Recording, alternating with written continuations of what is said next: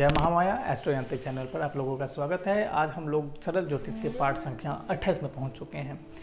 पाठ संख्या हम लोग राशियों के ग्रह गुण स्वभाव की तरह ग्रहों के भी गुण स्वभाव के बारे में जान रहे हैं। तो आज जो गुण परिचय के बारे में बात करेंगे वो है त्रिदोष। त्रिदोष हमने राशियों के बारे में पढ़ा था कि जो कौन कौन से होते हैं।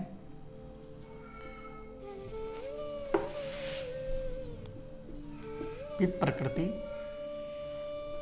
कफ, वात और इन तीनों का समावेश यानी त्रिदोष, जिसमें वात, पित्त और कफ तीनों का समावेश हो। हम इसका प्रयोग मुख्यतः या बोल सकते हैं मेडिकल एस्ट्रोलॉजी में करते हैं। चिकित्सा पद्धति जो चिकित्सा ज्योतिष है उसमें करते हैं।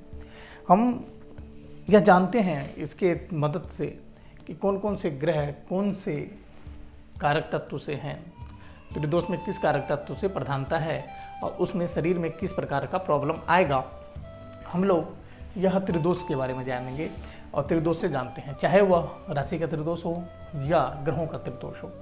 तो पित्त प्रकृति के कौन कौन से ग्रह हैं? पित्त प्रकृति के सूर्य और मंगल, यह पित्त प्रकृति के ग्रह हैं। और दूसरा आता है कफ प्रकृति के। हमने बताया था शुक्र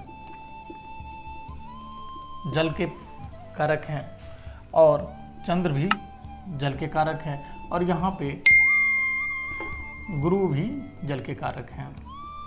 गुरु को यहाँ पे क्यों लिया है? जो हमारा शरीर है उसमें सब मानव स्थल स्थूल होता है, बहुत बड़ा होता है, और ग्रहों में सबसे बड़ा कौन से हैं? गुरु हैं। और मानव शरीर में सबसे अधिक मात्रा किस चीज़ की होती है? जल की होती है। तो जल गुरु भी यहाँ पे देखा जाता है, इसलिए गुरु, चंद्र, शुक्र कफ प्रकृति के होते हैं।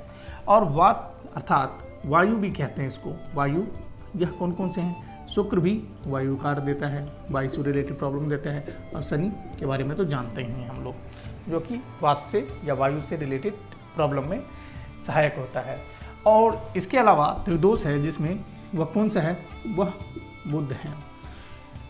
बुध तीनों दोष से युक्त होता है। अब कुंडली की सहायता से अब देखेंगे, क्योंकि हम लोग अब फलित की तरफ धीरे धीरे बढ़ रहे हैं। अब यहाँ पे 3 नंबर की कुंडली है।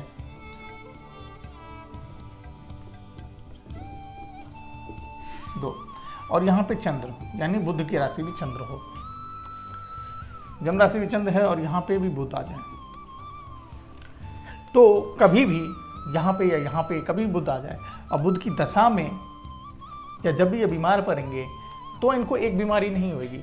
या यह कह सकते हैं कि आपको उसमें जो प्रेडिक्शन में करना गलत हो जाएगा कि आपको एक बीमारी नहीं होगी, आपको 2 बीमारी होगी, इस तरीके से नहीं कह सकते। हो सकता है कि वहाँ पे जो डॉक्टर है वो पहले जो दवाई इशू करे या सूट करे वह दवाई में वह जातक ठीक ना हो, तो उसे दूसरी बार जब जाए तब तक वह दूसरी दवाई से ठीक होते हैं ऐसे जातक। इसका इस समय में क्या होता है, जब वो पहले दवाई सूट करते हैं वह हो सकता है कि वह सर की दवाई चालू कर दी हो लेकिन पेट में प्रॉब्लम हो, तो बीमारी पहचानने में थोड़ा सा विलम्ब हो जाता है। इस प्रकार के कारण इस प्रकार के जातक में कुंडली हो तो इस तरीके से हम यहाँ पे त्रिदोष के जो ग्रहों के गुण स्वभाव के थ्रू हम जान पाते हैं कि कौन से कारण प्रॉब्लम होगी। उसी प्रकार अगर हम ले लें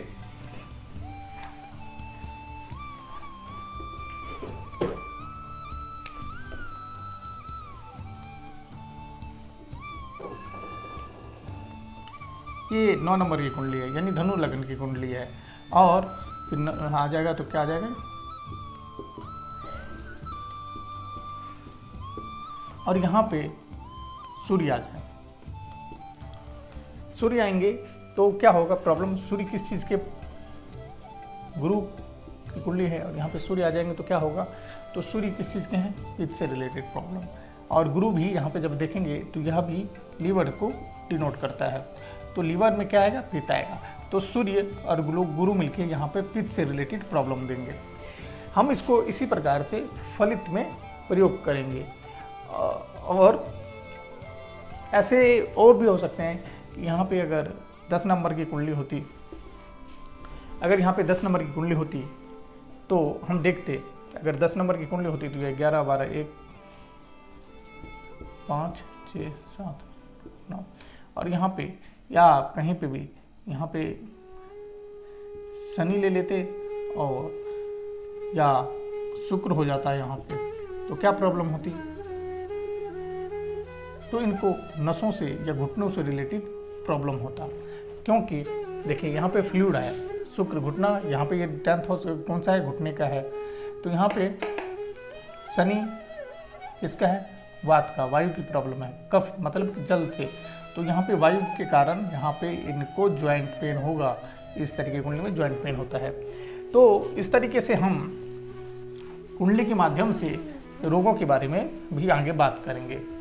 तो यह ग्रहों के गुण परिचय था। इससे पहले हमने देखा कि किस प्रकार से पंच तत्व का ग्रह का था, किस प्रकार से जो स्त्री पुरुष संज्ञक ग्रहों या नपुंसक संज्ञक ग्रहों को मिला हुआ है, उसी प्रकार यह त्रिदोष बहुत ही हेल्पफुल है, बहुत ही महत्वपूर्ण है मेडिकल एस्ट्रोलॉजी में, चिकित्सा पद्धति में, चिकित्सा ज्योतिष में इसका कार्य बहुत ही जरूरी है। तो आशा करता हूँ कि हम जो पढ़ा रहे हैं आप चीज़ उसको बहुत ही अच्छे ढंग से समझ रहे होंगे, ना कि याद करना। कि मैं बस एक ही चीज़ कहता हूँ, ज्योतिष को रटे नहीं, ज्योतिष को समझे। समझने से क्या होगा, वह बहुत ही आसानी ढंग से समझ आ जाएगा। अब कभी भी पित्त के बारे में या किसी को पित्त से रिलेटेड प्रॉब्लम हो तो अब सूर्य और मंगल की स्थिति उसकी कुंडली में देखिए, या कब से रिलेटेड प्रॉब्लम है तो शुक्र चंद्र और गुरु के बारे में बात कीजिए। उसी प्रकार अगर त्रिदोष यानी कि इनमें से समझ नहीं आ रहा है कि ना सूर्य है, ना मंगल है, शुक्र चंद्र गुरु भी नहीं है, तो आपको समझ नहीं आ रहा होगा किस चीज़ में लिंक कर रहा है, तो आप उसकी बुध की प्रॉब्लम को समझिए। बुध सबसे ज़्यादा ऐसा ग्रह है, बुध जिसको समझना बहुत ही मुश्किल हो जाता है कभी कभार, लेकिन बुध के बारे में हम बिल्कुल आसानी तरीके से जाने हैं। बुध उच्च का कब हो जाता है? 15 डिग्री पे होता है। कहाँ पे? कन्या राशि में। तो वहीं पे नीच का कहाँ हो जाएगा? 15 डिग्री में मीन राशि में। तो उसका स्वराशि भी कन्या ही है और उच्च राशि भी, मूल त्रिकोण राशि भी कन्या ही है। तो यह चीज़ हम आसानी से समझ रहे हैं और आपसे यही बोलेंगे, आप निरंतरता से पाठ को पढ़ते रहिए और ज्योतिष को आसानी ढंग से समझने में हम मदद कर रहे हैं आप लोगों को। आपको अच्छा लगे तो आप लाइक कीजिए, सब्सक्राइब कीजिए, और जो भी ज्योतिष से में रुचि रखते हैं उन तक यह वीडियो, आपको उसका लिंक उन तक सुझाव दे सकते हैं या वहाँ तक भेज सकते हैं। मैं यह नहीं कहूँगा कि आप इसको लाइक कीजिए, अगर समझ आ रहा है तो ठीक है, नहीं तो पाठ को पूर्ण रूप से, जो पाठ 1 है 1 से अभी तक धीरे धीरे कंटिन्यूसली रिवाइजन के रूप में लेते रहिए। आप बहुत ही अच्छे ढंग से और सरलता से ज्योतिष को समझ पाएंगे। तब तक के लिए धन्यवाद।